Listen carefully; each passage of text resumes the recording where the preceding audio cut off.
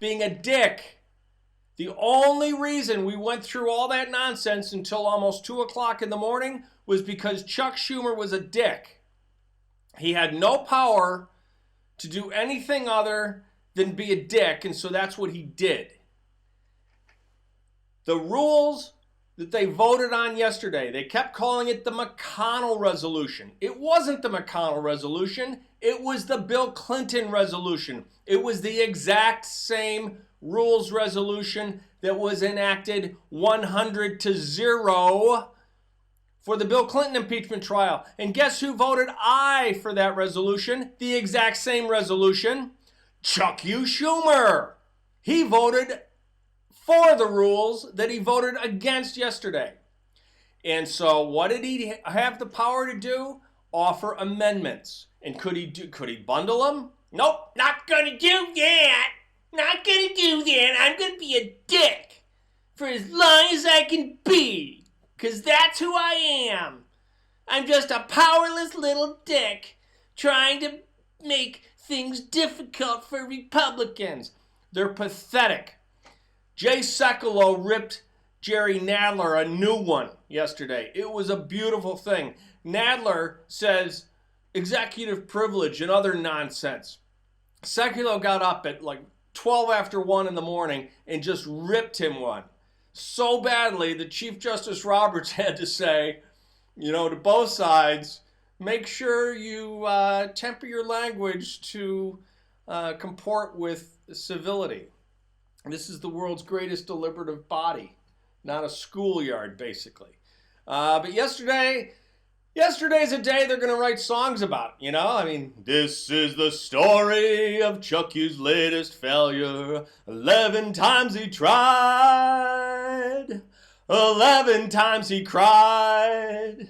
He ended up losing, which he knew he would, every single vote, 53-47. So, and Collins came out today. Collins, who is on the fence, one of the wobblies.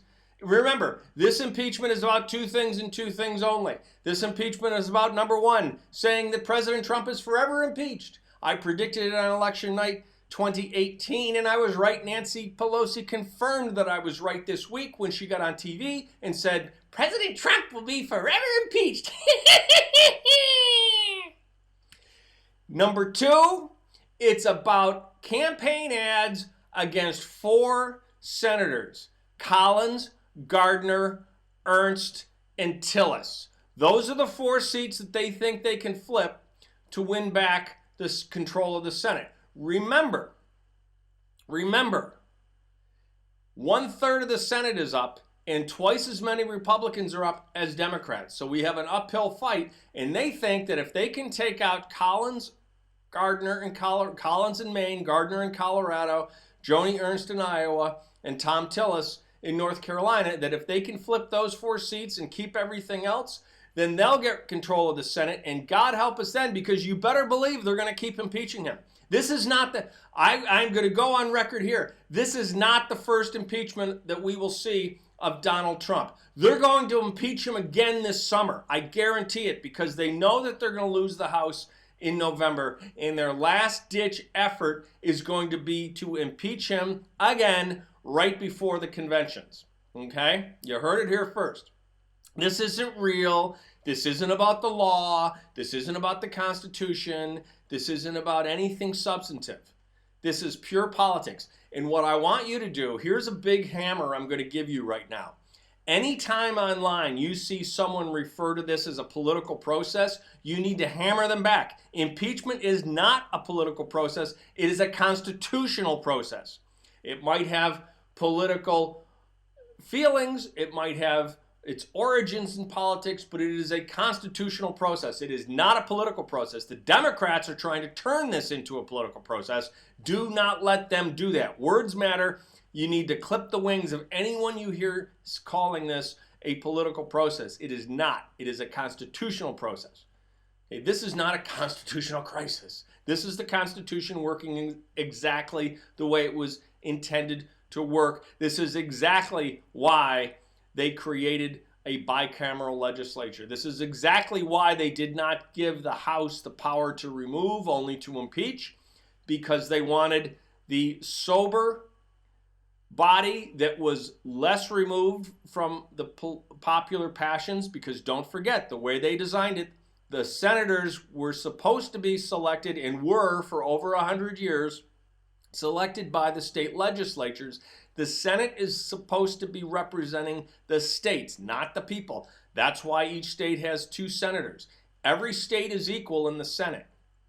We're not supposed to be electing our senators. We need to repeal 17A. It'll never happen, but if I had 3 political wishes, repeal 17A, give the states their voice back in Congress, repeal 16A, deny the Leviathan the funds it needs to run, and repeal the Fed. I think the only thing that we might be seeing is ending the Fed. Hopefully that will happen in the second term. I would love to see it. That's all I've got for now. The impeachment trial starts in earnest today. You know, yesterday was like watching Groundhog, okay? We have a 53-47 vote, and the minority leader has to be recognized, and the minority leader has an amendment, and then we've got to read the amendment, and then we've got to have 2 hours of argument on the amendment, and then we take another 53-47 vote, and the minority leader is recognized, and he has an amendment. I mean, it was over and over and over again, 11 times. It was like the old Bugs Bunny, the slow pitch. I'm gonna get this palooka with my slow pitch. 1, 2, 3 strikes, you're out. 1, 2, 3 strikes, you're out. 1, 2, 3 strikes, you're out. And then Chuck Yu took an extra 2 strikes just for good measure. 11 times he tried, 11 times he cried. All right, that's all I've got for you now. Until next time, God bless you. God bless these United States. Keep fighting the good fight.